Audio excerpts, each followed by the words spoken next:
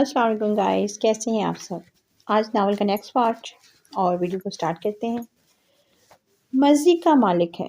تھوڑی دیر میں اس کوٹھے کی مشہور طوائف ہیشم کے پاس آئی اور اسے لے کر ایک کمرے کی جانب بڑھ گئی۔ ہیشم کو کمرے کے پاس چھوڑ کر وہ واپس پلٹ گئی تھی۔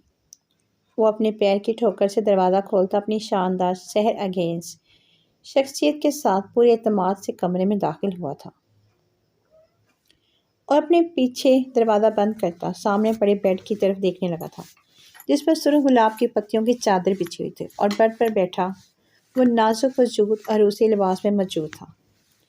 ہیشم کی نظر جیسے ہی اس لڑکی کے چہرے پر پڑی تھی، اس کی بے نیازی جیسے لمحوں میں غائب ہو گئی تھی۔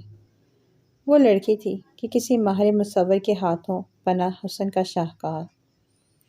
اس نے سرخ اور سبز رنگوں سے سجا بھاری لہنگا پہنا ہوا تھا، جس کا بھاری کامدار والا دوپٹہ طریقے سے سر پر ٹکایا گیا تھا۔ چہرے پر موجود میک اپ نے اس کے حسن کو دوآتشا بنا دیا تھا۔ ماتھے پہ ٹیکا، جھومر لگائے، ناک میں بڑی سی نتھ پہنے دلہنوں کا مخصوص روپ لیے نظر لگ جانے کی حد تک خوبصورت لگ رہی تھی۔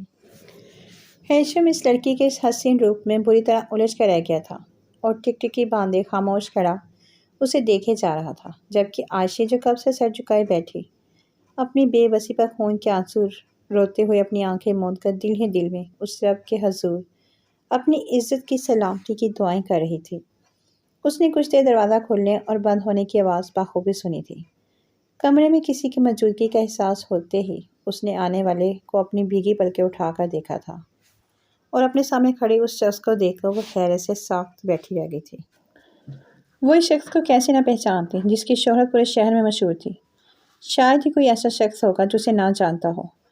عائشہ بھی اس شخص کو نہ صرف جانتی تھی بلکہ اسے یہ بھی پتا تھا کہ اس کے سامنے کھڑا یہ شخص جہاں ضرورت مندوں میں اپنی رحم دلی کے لیے مشہور تھا، وہیں ظالموں کے دلوں پر اس کا خوف اس حد تک طاری تھا کہ جرم کی دنیا کا بڑے سے بڑا نام بھی ہیشم اسماعیل خان کا نام سن کر تھر تھر کانپنے لگتا تھا۔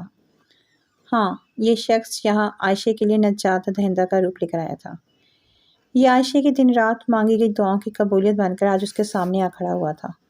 یہی تھا جو اسے اس جہنم سے نکال سکتا تھا۔ پھر اس سے پہلے کہ ہیشم اپنا سکتہ توڑ کر عائشہ کی طرف بڑھتا، عائشہ بنا کچھ سوچے سمجھے اس کے پیروں میں جا بیٹھی اور اس جادو کے حسین مورت کو اپنے قدموں میں بیٹھے دیکھ کر ہیشم بے ساختہ 2 قدم پیچھے ہٹا تھا۔ خدا کے لیے رحم کرے خان، رحم کرے مجھ پر، اس دلدل سے مجھے نکال لیں۔ میں آپ کو واسطہ دیتی ہوں آپ کی سب سے عزیز ہستی کا، پلیز مجھے اس عقوبت خانے سے باہر نکال لیں۔ آپ کے نام کا خوف تو اس شہر میں سب کے دلوں پر ہے، میں اچھی طرح جانتی ہوں۔ زلیخا بائی بھی آپ کے سامنے دم مارنے کی ہمت نہیں رکھتی۔ وہ کہتی تھی کہ مجھ جیسے ہیرے کو وہ کسی جوہری کو پیش کرے گی، اسی لیے مجھے آج تک کسی کے سامنے پیش نہیں کیا گیا۔ آج پہلی بار آپ کے سامنے پیش کیا گیا ہے، مگر میں اپنی عزت کا سودا نہیں کرنا چاہتی۔ پلیز میں آپ کو اس رب رحیم کا واسطہ دیتی ہوں، مجھے بچا لیں خان۔ پورا شہر آپ کے نام سے ڈرتا ہے، یہ عورت بھی آپ سے بہت ڈرتی ہوگی۔ خدا کے واسطے خان مجھے بچا لیں، پلیز مجھے بچا لیں۔ ہیشم خان کے پیروں میں گری وہ روتی گڑ گڑاتی چاندی جیسے رنگ والی لڑکی مکمل دلہن کے لباس میں سجی اس کوٹھے کی سب سے خوبصورت طوائف تھی، جو اس کوٹھے پر پہلی بار اپنے دوستوں کے ساتھ آئے ہیشم کے دل پر پہلی ہی نظر میں پوری طرح قابض ہو گئی تھی۔ وہ یعنی ہیشم اسماعیل خان لاہور شہر کا ایک شہرت یافتہ نام تھا۔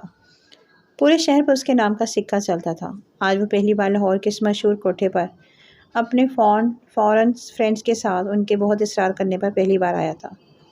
وہ نہیں جانتا تھا کہ اس کے پیروں میں بیٹھی یہ حسین مرد کون تھی، لیکن ہاں اسے اتنا ضرور پتہ چل چکا تھا کہ اس کوٹھے پر جسم فروشی کے اس کاروبار کو چلانے والی زلیخا بائی نے آج اس شہر کے M&A کے قدموں میں اپنے کوٹھے کا ہیرا بیس کر دیا ہے۔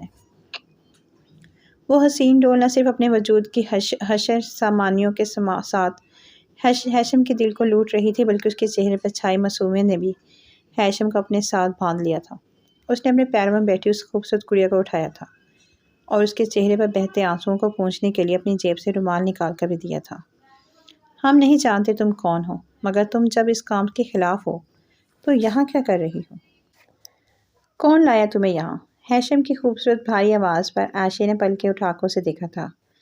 میں عائشہ گل ہوں خان، آپ کے برابر والے گاؤں کے سردار زریاب حسین خان کی بھتیجی اور ان کے بیٹے عادل حسین خان کی بھنگیتر۔ عائشہ کے تعارف پر ہیثم ششد رہ گیا تھا۔ اس کی خوبصورت نیلی آنکھوں میں شدید حیرت اتر آئی تھی۔ تم زریاب حسین خان کی بھتیجی ہو اور عادل کی منگیتر، مگر تم اپنی حویلی سے اس کوٹھے پر کیسے پہنچی؟ ہیثم کی آواز میں حیرت کے ساتھ تجسس بھی تھا۔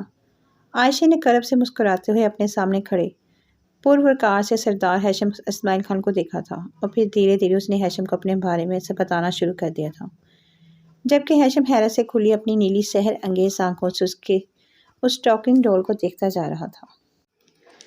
آج زلیخا بائی کے کوٹھے پر اس کوٹھے کی سب سے خوبصورت لڑکی کی قیمت لگائی جا رہی تھی، وہ لڑکی جس کے حسن کے چرچے اس کے آتے ہی اس کوٹھے پر مشہور ہو گئے تھے، جسے دیکھتے ہی لوگوں کی آنکھیں چندیا جاتی تھیں۔ مرد تو مرد، لڑکیاں بھی اس کے حسن کو رشک بھری نگاہوں سے دیکھتی تھیں۔ ہاں، آج اس کوٹھے پہ عاشق گل کو کسی بے جان شے کی طرح سودا ہو رہا تھا۔ آج اس کی ذات اور عزت دونوں کو داؤ پہ رکھ دیا گیا تھا، اور یہ تو کوئی عاشق گل کے دل سے پوچھتا کہ اس وقت وہ تکلیف کرب کے کس مرحلے سے گزر رہی تھی۔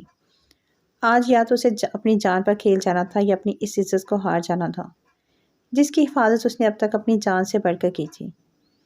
آج اگر اس کے سامنے بیٹھا یہ حسین شہزادہ اس کی عزت کو بچانے میں ناکام ہو گیا تو اپنے پلو کے نیچے چھپائی ہوئی چھری سے وہ یہیں سب کے سامنے اپنی جان اپنے ہاتھوں سے لے لیتی۔ اب دیکھنا یہ تھا کہ جیتنا کس کو تھا، اس کی عزت کو یا جان کو، یہ ایک ساتھ دونوں کو۔ آج زندگی میں پہلی بار عاشق گل نے اپنے لیے کسی کے ساتھ نے ہاتھ ملایا تھا، کسی سے کچھ مانگا تھا۔ ہاں، آج عاشق گل نے اس حسین شہزادے کے سامنے اپنی عزت کی بھیک مانگی تھی، اپنی خالی جھولی اس شخص کے آگے پھیلائی تھی، اور خدا نے اس حسین صورت والے پیارے سے شخص کو اس کے لیے نجات بنا کر ہی بھیجا تھا۔ تبھی تو ہیثم اسماعیل خان عاشق گل کی زبانی ساری بات سن کر سیدھا اس کمرے سے باہر نکلا تھا اور اسی مرکزی کمرے میں چلا آیا تھا، اور کمرے میں لائن سے پڑے صوفے میں سے ایک صوفے پر دوبارہ بیٹھا تھا۔ پھر اس نے کمرے میں موجود نوکر سے کہہ کر فوراً زلیخا بائی کو بلوایا تھا۔ زلیخا ایم صاحب کا بلاوا سن کر فوراً دوڑی چلی آئی تھی اور اس کا مطالبہ سن کر دنگ رہ گئی تھی۔ پھر کچھ ہی دیر میں کوٹھے کے ملازمین نے اس شہزادے کا مطالبہ ہر کسی کو سنا ڈالا تھا، اور تھوڑی ہی دیر میں کمرے میں لوگوں کا ہجوم لگ گیا تھا۔ عاشق گل کو بھی فوراً طلب کیا گیا تھا۔ ہیثم کے دوست بھی کچھ ہی دیر میں بعد اس کمرے میں چلے آئے تھے، پھر اس کے آس پاس جا بیٹھے تھے۔ پھر ہیثم اسماعیل خان نے دوبارہ سے زلیخا کے سامنے اپنا مطالبہ دہرایا تھا۔ زلیخا نے جانچتی نظروں سے اپنے سامنے پوری شان سے بیٹھے اس شہزادے کو دیکھا تھا، جو اس کے کوٹھے کے سب سے قیمتی ہیرے کا طلبگار بنا بیٹھا تھا۔ ہاں، ہیثم اسماعیل خان زلیخا کے سامنے بیٹھا عاشق گل کی قیمت لگا رہا تھا، جبکہ آس پاس بیٹھے اس کے گورے دوست حیرت سے ساری کارروائی دیکھ رہے تھے۔ 20 لاکھ ہیثم کی پہلی بولی لگائی گئی تھی۔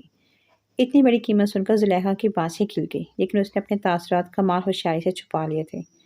وہ جانتی تھی کہ ہیثم جیسے انسان کا اگر اس لڑکی پر دل آ ہی کیا ہے تو اسے کسی بھی قیمت پر حاصل کر کے رہے گا۔ اس لیے اسے اس وقت پر یہ کھیل بہت سوچ سمجھ کر کھیلنا تھا، اس طرح کہ اس کا فائدہ بھی ہو جائے اور یہ مغرور شخص بھی اس کے سامنے زیر ہو جائے۔ سرکار، یہ لڑکی میرے کوٹھے کا کوہ نور ہے، اور اسے پہلی بار آپ کے سامنے پیش کیا گیا ہے، کیونکہ آج یہی مجھے آپ کے شایان شان لگی تھی۔